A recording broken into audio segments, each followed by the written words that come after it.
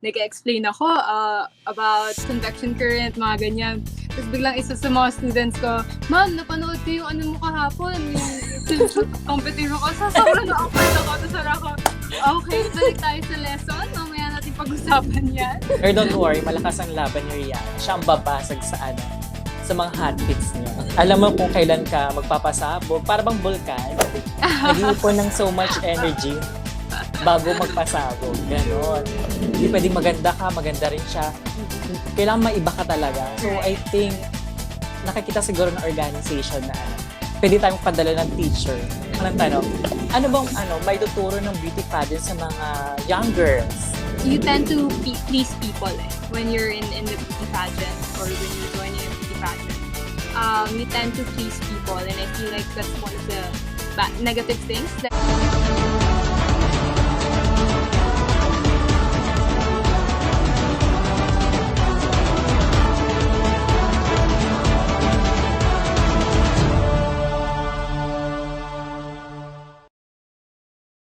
Hi, good evening everyone and welcome po sa ating FB Live. And for tonight's guest, makakasama natin ang pride ng aming hometown, ang Pasig City. Please welcome Miss Riana, Agatha, Pangindian. Hello! Hello everybody! Magandang gabi sa inyo lahat. Hi RJ! Hello! First, happy Teacher's Day! Thank you! Maraming salamat. Napaka-special ng day na to para sa aming mga teachers. So yun, kamusta ka na sis ngayong pandemic? Okay naman. Ang dami na nangyari. It's been a roller coaster, but now that we're almost half of the year, more than half of the year, medyo nakapag-adjust naman na, and I feel very much excited for what's ahead, especially us candidates for Miss Universe Philippines. Very much excited kasi alam natin, di ba, na malapit na October 25 na ang coronation night. So, yeah, I'm doing all that I can to prepare for it and staying positive always. Ayan. So, you're presenting our hometown, Pasig City. Nakakaramdam ka ba ng pressure? Kasi parang sa Pasig, kasi parang wala pa tayong napapadala talaga sa Right. Diba? Exactly. Meron sa Miss Earth lang. Yeah, si Janelle. Na-mention nila yan before.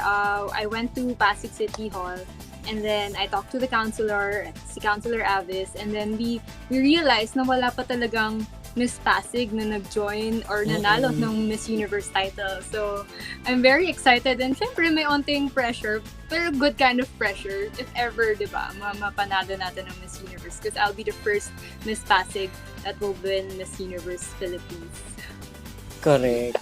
Siyempre, nagpe-pray din ako, taga-Pasig din. Magkapit bahay lang. So, So, yung mga pinagkakaabalahan mo ngayon, sis, siyempre, di ba, you're a licensed teacher, pero parang ka muna, di ba? Right. So, ano yung mga ginagawa mo aside sa pageant, sa Miss Universe Philippines? Right now, aside from Miss Universe Philippines, what I do most of the time is I bake. So, that's one of the things that I do more often now. I bake and I sell it. I sell banana cakes. So I recently just somehow discovered that I can do this as a business. Although the recipe has been passed on from generation to generation, so it's been tried and tested. So I'm just really happy and privileged to do this, not just for myself, but for my family as well. Aside from that, I've been really spending time with my family. I think that's one of the beautiful things that sprout from this pandemic. I was able to spend time with my family, with my cousins, and really help them, especially here sa house chores. Yan, since wala kaming house help, isa ako sa talagang gumagalaw dito sa bahay, and which I appreciate because I learned so much from it. So, ayan, sis, syempre, ngayon? Teacher's Day. Yes. So, syempre, sa pandemic ngayon, isa sa natamaan talaga ng pandemic yung mga teachers natin. Yeah. Especially mga nasa private school. Ngayon, nakikita lang natin sila sa balita, nagtitinda na lang sila kasi nga natanggal sila ng trabaho. Or yung school talaga na totally nagsara. Tapos may mga teachers naman tayo sa mga rural areas na talagang nahihirapan sa online class. Di ba nakikita natin iba, umaakit pa ng bundok para makasagap lang ng signal. And you, as a teacher, ano yung message of hope mo sa kanila? Right. Oo, actually, mamaya, pero sige, sa Mm-mm. lahat ng teachers na nanonood ngayon o makakapanood nito, I really want to thank you first and foremost for your dedication, for your passion, and for your commitment, not just to the profession, but to your mission in really teaching our students, our next generation, and shaping them, preparing them for their future. Maraming salamat sa lahat ng pagod at sakripisyong binibigay nyo para sa bawat isang estudyante. I hope and pray that at this time you will continue to really find joy in every single thing, and always remember that you are not alone. Everyone really appreciates your efforts, and ako personally, I keep you in my prayers that you will continue giving your all or giving your best with love for our students and for the next generation to come. So, and yun then, I hope na magpahinga rin po kayo.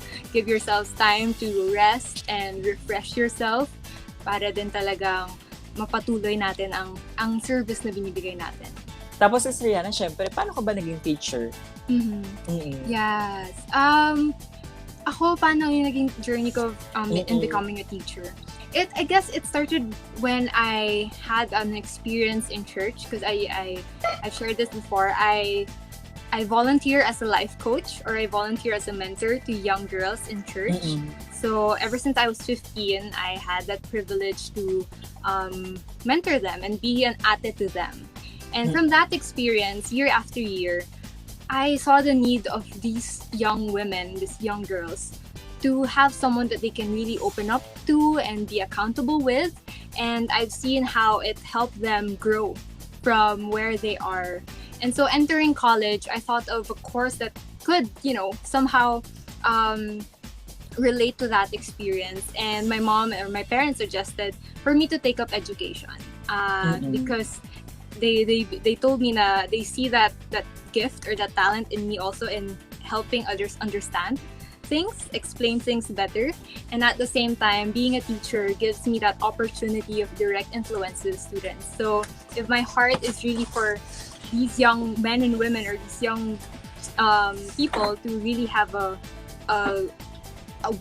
balanced life, a successful life, and someone that they can talk to, being a teacher is one of the best ways that I can do that, because I have that daily interaction with them, and that students naturally look up to their teachers, and I'll definitely grab that opportunity. So I said, sige, I'll take up secondary education and finish this course, and now I'm a licensed teacher. So I took the boards right away after I graduated, and yun, that's how I became a teacher now. So yan. Actually, napapanood ko yung vlog mo, and ang galing nga eh. Nung pinapanood ko siya, hindi pa tayo masyadong kakilala. So kung galing naman niya mag-explain, like you parang you're able to really voice out what you think and allow people to understand that. Alam mo yun? Sabi ko, ang galing niya mag-explain, very concise and very detailed. So, actually, maganda yun. Oo. Kaya ang ginagawa ko, every vlog, kailangan may matutunan, whether beauty queens or ordinaryong tao lang. Ayun, yun talaga yung goal ko. True. So, ayun. Actually, parang hindi naman din, like, feeling ko, a lot of us can be a teacher, kahit hindi ka licensed teacher, alam mo yun, parents are like teachers to their children, di ba? Parang, you take that especially role. Ngayon. Especially now, di ba? They take that role of really helping their students learn and understand the topics, and more than that, like what you said, may makukuha ka after. Yung may mababaon kang aral, whether character yan, or value yan, or knowledge-wise, di ba? As long as you allow those people to take something from you, makes you a teacher as well. Sabi ni Dan Bonifacio, salute to all teachers around the universe. Sahod. Kundi dahil sa inyo walang doktor. Totoo yan. Actually, isa rin yan sa mga talagang, isa sa mga, siguro, nasa puso ko rin, na talagang mawala na yung stigma na porke teacher ka lang. Or, alam mo yun, kasi hanggang ngayon, marami pa rin nag-iisip na, lalo na ako nung nag-aaral pa lang ako, taking up education, when people ask me, anong course mo? ganyan. Kasi may mga friends akong iba-ibang course, pag sinabing med, wow, med. Pero pag sinabi ng eduk lang. Parang minsan at that time, parang na-hurt pa ako na bakit ganon? Bakit pagdating sa education or pagdating sa pagiging teacher, yan, parang hindi ganon ka-esteemed yung profession. So I'm glad that a lot of people would also think that teachers should be esteemed and should be valued more than what they are, being treated or how they are being treated now. Ako hindi naman. Nung college naman, parang tinitignan ko yung mga eduk na. Parang ang taas ang tingin ko sa kanila. Oo. Well, iba-iba naman talaga. Oo, iba-iba naman tayo. Totoo naman. Hindi naman lahat ng tao ganun ang tingin.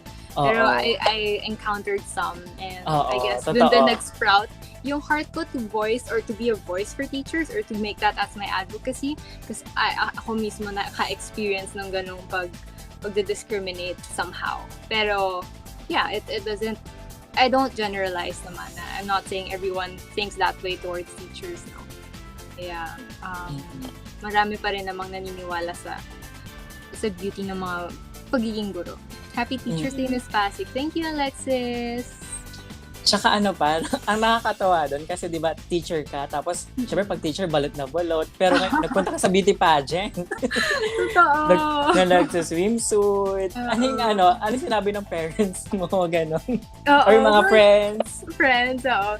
Sa simula, actually, very hesitant, especially my dad. Syempre, ako rin lang yung isang babae, dalawa lang naman kami. Pero, di ba, daddy's girl eh. So, very protective ang aking dad, very hesitant siya at first. Mom ko, very supportive naman siya kasi she knows my dream ever since and she believes that I can. So, she would really push me to go for it. So, until dumating sa point na na-explain, naintindihan naman ni Daddy, that it's more than just it's a physical aspect. Beauty pageants, it's more than that already. We really are given the opportunity to speak our minds out and be an influence, to make a difference to the people around us. So when my dad understood that, he gave his blessing naman by supporting me, and minsan hanggang ngayon, as in, minsan siya pa mag-aayos ng backdrop ko, siya pa mag-aayos ng, very supportive na yung dad ko. So, in terms naman, like, with my friends, yung friends ko, very supportive din yan, kasi alam naman nila na I model, so it's something that I really am passionate about. Nakakatawa yung experience ko with my students. Ayun nga, tatanong ko na sana. So, ito, nakakatawa to. So, na-share ko nga before na I taught in Arroyo High School for like half the sem or second half ng sem namin. Tapos, sa simula, may progress siya. Sa simula, parang yung mga students, Ma'am Agatha, kasi Agatha ako when teaching. Ma'am Agatha, ang ganda mo, ganyan. First week, ganyan lang. So ako, thank you, ganyan. So hindi ko sinasabi kasi na nag-beauty pageant na ako before. Hindi ko nagsasabi na nagbinibini ako. Tapos the following week, parang, Ma'am, pwede ka maging beauty queen. Ganyan sila. Sabi ko, thank you. Ayan, so tinatanggap ko lang yung compliments nila. Tapos ng mga bandang 3rd to 4th week a month na ako nasa kanila. Parang sila, Ma'am, sumali ko ba ng Binibining Pilipinas? Ayan na, na-research na pala nila ako. Oo, nakakatawa talaga. So, medyo challenging siya kasi, syempre, I have to somehow redirect the students, especially pag during classes. Pag kunyari nag-e-explain ako, there was may experience ako nun, nag-e-explain ako about convection current, mga ganyan. Tapos biglang isa sa mga students ko, Ma'am, napanood ko yung mo kahapon, yung swimsuit competition ko. So, sobrang na-awkward ako. Tapos ako, okay, balik tayo sa lesson. Mamaya natin pag-usapan yan. So, yung ganon. Medyo challenging ka, pero nakakatawa din na parang, somehow point of engagement na rin yun with my students, and they're very curious, how it feels like to join beauty pageants. So some of my students would say na, ako rin ma'am, alam mo, pangarap ko sumali dyan. So somehow I can also give them some advice, some tips, or some, counsel on how they can handle the pressure, or if ever an opportunity comes their way, diba? So, ayun. Nakakatuwa sila, actually. Nakakatuwa. Tapos, ayan, syempre, di ba, yung ibang candidates meron sa advocacy. Yeah. So, ano ba yung advocacy ni Miss Pasig City? So, my advocacy mainly focuses on the holistic well-being of teachers. So my heart is really for teachers' well-being to be taken care of, and for them to be valued, because teachers take up so many roles in society, and often we neglect them. We neglect that they too are humans. They too have, emotions and feelings, and sometimes the best thing that we can do is really give them that support, that they can be open and vulnerable with, and allow them to really grow professionally and emotionally, holistic well-being. Para kasi, if we invest on teachers now, diba, the effect will carry out until the generations to come, because how teachers give their life to students, diba, will become a ripple effect, kumbaga. So kung maganda ang well-being ng teachers, maganda rin ang magiging service nila, magiging pag-alaga nila sa students, and the students will also pay it forward eventually. So ganun yung aking goal. Gusto niyo ang gulo ng background ko. Sorry. Okay lang. Ayan, nakarelate daw si Sam Brusas. O nga pala si Sam ay yes. Sa Happy Teachers Day. Happy Teachers Day, Mama Sam. O nga pala. I-greet ko pa nga isa-isa yung mga teachers ko eh. Nakapag-greet ako kanina umaga. So, medyo busy lang ako kanina. So, mamayang gabi, tutuloy ko yung pag-greet sa kanila. Hi, Franz! Si Mars Franz! Oo, si Mars Franz! Tagal ko na din ako si Franz. Hello! True, ako din. Ang ganda tignan na naka-teacher uniform. Oo nga, sana. Actually. Alam mo, mamaya pala may pictures tayo, no? Mamaya, diba, yung picture ko, nakakatawa, may funny story dun eh. Oo nga. Magandang idea yan, Justin. Gusto ko nga yun. Pero don't worry, malakas ang laban ni Riana. Siya ang babasag sa mga hot pics niyo. Nararamdaman ko yun. Salamat. Hindi, totoo. Malakas laban mo talaga. Makita-kita lang sa preliminary to coronation night. Kumbaga, kasi natutuwa ako sa'yo kasi alam mo kung kailan ka maglalabas ng energy mo, kailan ka talagang parang sinisave mo muna yung energy mo, di ba? Pero ngayon, September to October, yan, lumalabas ka na talaga. Yeah. Tama. Alam mo kung kailan ka magpapasabog. Para bang bulkan, nag-iipon ng so much energy bago magpasabog. Ganon. Kaya nakakatakot. Gusto ko yun. Diba? Salamat. Siyempre, Pasig tayo, no? Ay nga pala, siyempre. Laging tinatanong to for the sake of our viewers. Siyempre, di sa Pasig, saan natin sila pwedeng dalhin? Oh, right. Well, madami tayong pwedeng puntahan dito sa Pasig. One unique thing about Pasig I would really recommend people to go to is the rave. Alam mo yan? Rainforest Park. Oo. Dahil it's very unique because, di ba, we're in the middle of, we're in the metro. City. So, we're in the city, di ba? So, oftentimes, ang mga pinupuntahan sa city ay malls, di ba? Or mga kainan, which is very good, which is very fun also, especially when you're with your family. But the unique thing here in Pasig is we have rave. So doon, meron tayong mga zipline, meron tayong swimming pool. So meron tayong butterfly garden. So parang kang nasa ibang lugar. Parang wala ka sa Pasig pag nasa rave ka. Kaya I really recommend that people would come and check out rave and bring their entire family. Ha?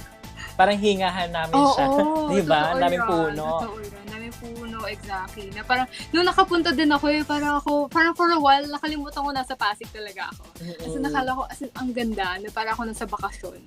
Yung ganon, makakahinga ka talaga from all the busyness and stress in the metro. Medyo serious naman tayo. Kasi before, parang 5 years ago, nakapanood ako ng interview ng Rappler kay Nikki Luna. Kilala mo si Nikki Luna? Nikki Luna, famous artist dito sa Pilipinas. Tapos, she stated na ang sinabi niya sa beauty pageant ay more on displaying your flesh, youthfulness, parang yung height, ganun lang. Hindi niya nakikita yung beauty sa beauty pageant. Okay. Tapos, syempre, di ba, ngayon nag-evolve na talaga yung beauty pageant kasi 5 years ago pa yung 6 years or 5 years. Yeah. Meron ng mga advocacy, ganyan. Pero until now, meron pa rin mga feminist movement na talagang ayaw nila talaga sa beauty pageant. Tapos, familiar ka sa documentary ng CNA? CNA? Ano yung description ng CNA? CNA yung from Singapore siya, parang hinighlight yung dark side ng beauty pageant sa Pilipinas. I think, nasimulan ko siya nun. Yes, ayun, di ba? Yeah. Tapos ayun, syempre, tayong mga beauty pageant enthusiasts, alam talaga natin nag-evolve na talaga yung beauty pageant. Hindi lang talaga siya sa panlabas na kagandahan. Talaga meron tayong values, advocacy, tapos yung pinaglalaban ng mga queens. So, syempre, ano masasabi mo sa mga tao na until now against pa rin sa beauty pageant? Right. Well, kanya-kanya tayong view dyan eh. Kanya-kanya tayong, like, kung yun yung tingin nila sa beauty pageants, di ba? Hindi naman natin basta-basta mababago yan o mapipilit sa kanila kung ano yung nakikita natin. They see a certain area and we see a certain area as well.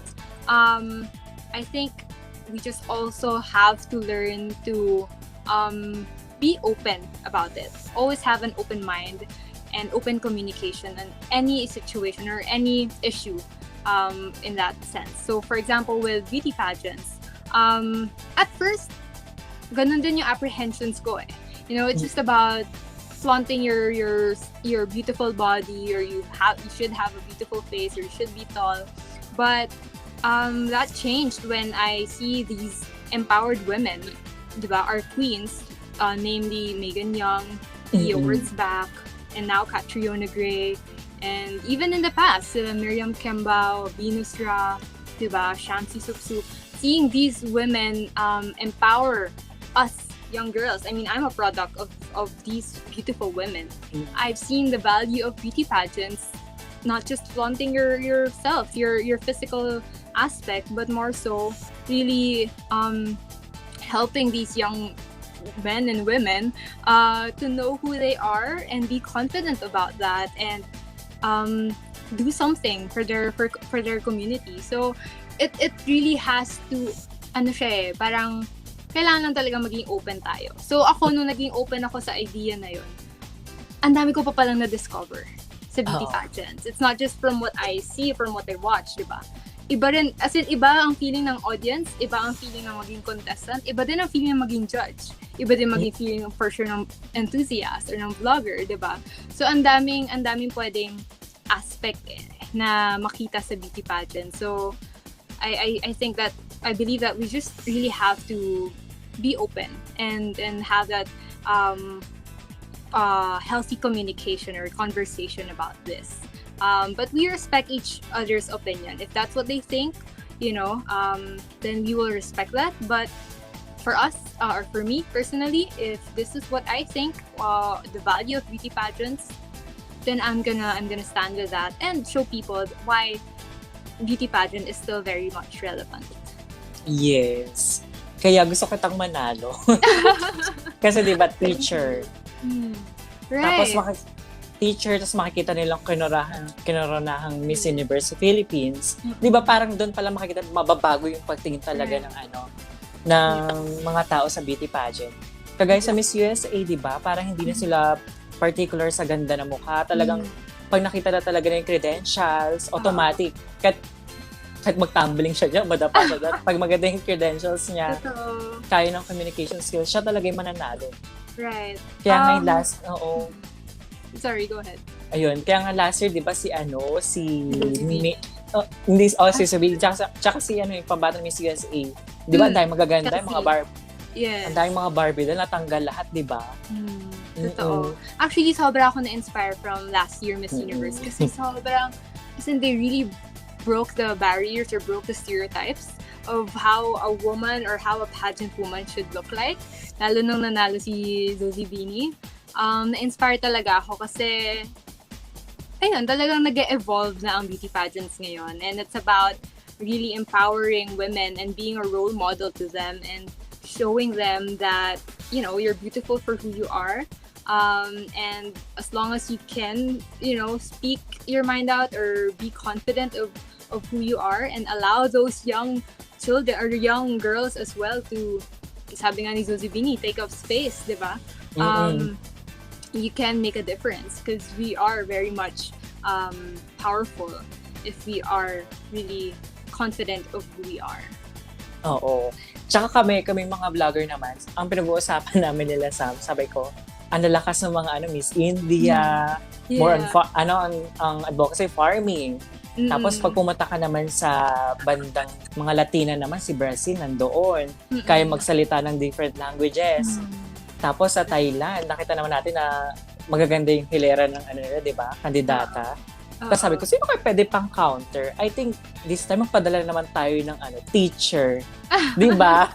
Yeah. Di ba? Kasi hindi ka pwedeng makipagsabayan na hindi pwedeng maganda ka, maganda rin siya. Kailangan maiba ka talaga. So I think nakikita siguro ng organization na pwede tayong padala ng teacher. Salamat. Kaya, sabi ko, tingnan na, ito si Riana, bantayan natin to kasi may something talaga. Kasi lalo ngayon, di ba, naiiba na ang Miss Universe mismo, di ba? Nakikita mo talagang tumitingin talaga sila sa credentials. Di ba? Kaya sabi ko, may laban si Riana. Kaya sis, mag-ready ka. You're a ang mo ay sis, science? Yes, biological sciences. Oh, di ba? Ayoko ng subject. More on math tsaka history. Oh, wow. Uy, mahirap din ang math and history. I mean, memorization, isa yan. Oo, memorization. Kailangan dyan. Sabi ko pa, nag-teacher ako noon, sabi ko maging history teacher or math. History teacher, Kasi yun talaga gusto ko magkwento ka ng kwento. Ayaw mo ba i-pursue pa din? Naisip mo bang i-take up? I mean, you can take a certificate course kasi for education. Oo, 18 pwede minutes nga. lang siya, di ba? Oo. Professor ni jowa ko. Okay. Accounting professor. He's living the dream for you na ba? Oo, accounting professor. Tsaka ako more on vlog, tsaka sa business, ganun. Okay. Tsaka feeling ko nagtuturo pa rin ako pa nagbo-vlog. Right. Kaya I love vlogging. Parang pinagkasabay ko yung passion ko sa sa beauty pageant, tsaka yung pagtuturo. Diba? In one. Diba? 2 in 1. Speaking of pagtuturo, nakaisip ako ng tanong, ano bang may tuturo ng beauty pageant sa mga young girls? Right. Wow, ang gandang tanong yan. There are so many things that beauty pageants can teach young girls. And I personally believe that one major thing that young girls can learn is to really embrace who they are and be confident about it. I mean, growing up, we tend to compare ourselves with one another. And the irony there is that beauty pageant you're competing with beautiful women, but at the end of the day, it's about knowing who you are and not comparing yourself with other women or other girls, because you're all unique, you're all beautiful. You just really have to know that inner beauty inside of you, or that your inner strength as well, and allow people to see that by embracing it. Alam mo yun? So one thing that young girls can really learn is knowing who they are and living it out. Ako naman determination. Kasi di ba si Pia Wurtzbach, ilang beses siya natalo. Pero pinurso talaga yung dreams niya, di ba? Tapos ayun, nanalo siyang Miss Universe. Tapos ikaw, before, 2016. Totoo. Pero umabot ka ng 19 years old ka lang yata. 19. Oo, 19. Tapos umabot ka na ng semi. Di ba may mga candidates na talagang veterano na hindi umaabot? Oo, gulat na gulat talaga ako noon. Alam mo, nung tinawag ako noon, kasi I think pangatlo akong tinawag, parang ayokong lumapit dun sa harap. Tama ba yung narinig ko? Binibini 5? Ako yun Tama ba narinig ko? So yun, talagang nagulat ako. But yeah, sobrang laking nun, achievement in a way that it's not just like achievement dahil top, pero parang sa sarili ko na, kaya ko pala yun, yung ganun. So, na-boost din talaga yung confidence ko after that. Diba? Pati confidence, determination, ang dami natuturo ng beauty pageant. Discipline talaga. Oo, ako discipline. Diet, workout, Q&A, makeup, walking, lahat. Diyos ko, kailangan talaga, disiplinado. Pero ano naman yung yung bad side? Bad side? Tingin mo, Oo. Ano nga ba? Siguro din, yun nga, yung balik ako dun sa sagot ko kanina, yung irony na, yung feeling na parang kailangan lagi kang maganda or perfect. Yung ganon, yung ganong Correct. mindset, ganong feeling na, shucks, kailangan lagi ako maganda, kailangan laging perfect yung sagot ko, kailangan laging, you tend to please people when you're in the beauty pageant or when you're joining a beauty pageant. You tend to please people, and I feel like that's one of the negative things that young girls will have. But if they know how to use that to improve themselves rather than pull themselves down, then it can work for them. Like ako, nung nakita ko yung tendency ko na, okay, I tend to please people. So I have to remove that and just show people who I am, and really be my best version, or be the best version of myself. And because people would, we really can't please everybody. So talagang may magdi-disagree sa atin. But at the end of the day, if you were able to show who you are, speak your mind out, diba? There's nothing wrong with that. That's who you are. Oo. Tsaka ang maganda sa'yo kasi, may nababalitaan ako sa'yo na syempre mga insider din kami sa loob. Maganda yung feedback sa'yo ng mga tao. Mabait ka daw. Salamat. Pati candidates. Salamat. Even si Billy, sabi niya, mabait ka daw. Billy. Tsaka maganda ka daw. Thank you. Napakaganda rin ni Billy. Friend ko yun si Billy. Sabi niya, maganda si Riana, tsaka mabait. Sabi niya. Doon nga nagka-interest sa'yo, ang lit daw na mukha mo maigi. Oo nga, madaming sasabi nga Oo, parang ang liit. Tapos nakita si BGC, ang liit nga. Parang mapugis nga tayo ng mukha. Magka-size. Oo, diba? Ayan, sabi ni JB, ito yung dark horse na gugulatin Yes, possible. Thank you, JB. Beautiful inside and out. Very deserving for replacement and crown. Salamat, JB.